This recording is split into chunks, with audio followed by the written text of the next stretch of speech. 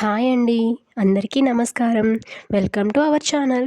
మార్గశిర మాసంలో పాడ్యమి తిథి ఉన్నటువంటి రోజునే పొలి పాడ్యమిగా భావిస్తాము. ఈ పొలి పాడ్యమిని తెల్లవారుజామున మాత్రమే చేసుకోవాలి.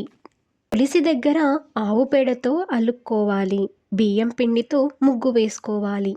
తులసమ్మను యథాతిథిగా దీపాలు పెట్టి కొంచెం నీరు పోయాలి. తరువాత కాస్త పసుపు, కుంకుమ, గంధంతో అలంకారం చేసుకోవాలి.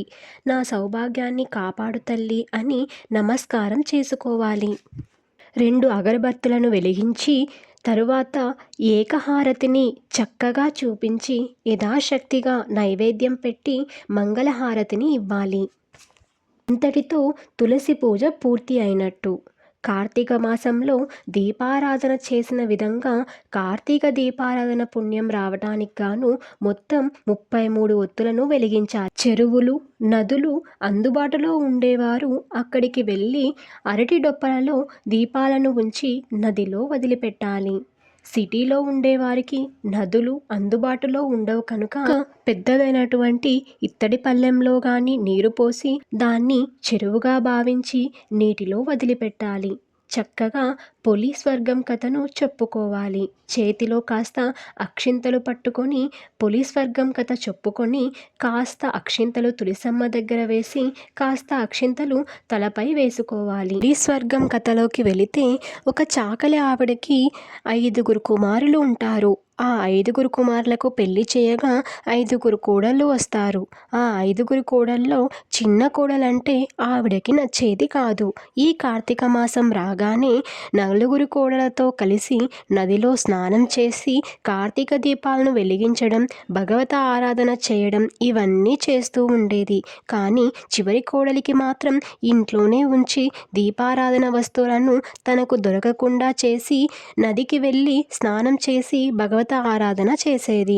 కానీ చివరి కోడలు ఇంట్లోనే ఉండి బావినే నదిగా భావించి స్నానం చేసి ఇంట్లో ఉండే చెట్టుకి ఉన్నటువంటి పత్తిని కొంచెం తీసుకొని పత్తిని ఒత్తిగా చేసి మజ్జిగన చిలకగా కవ్వానికి ఉన్న వెన్నని పత్తికి రాసి దానితో దీపాన్ని వెలిగించి అది అత్త చూడకుండా దాన్ని వెదురు బుట్టతో బోర్లించేది.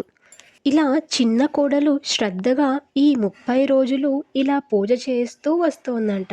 కార్తీక మాసంలో దేవతా స్వరూపులు విమానంలో సంచరిస్తూ ఉండగా ఈమె పూజను చూసి మెచ్చి ఆఖరి కోడలైన పోలిని స్వర్గానికి తీసుకెళ్లారట. ఇప్పుడు అత్తగారు మేము కూడా పూజలు చేశాం కదా, మమ్మల్ని ఎందుకు స్వర్గానికి తీసుకెళ్లలేదు? ఆ దేవతా స్వరూపుల్ని అడిగారట. ఆ దేవతా స్వరూపులు ఇచ్చిన సమాధానం ఏమిటంటే, మీరు డాంబికంతో పూజ చేశారు, శ్రద్ధాభక్తులతో కాదు అని చెప్పారట.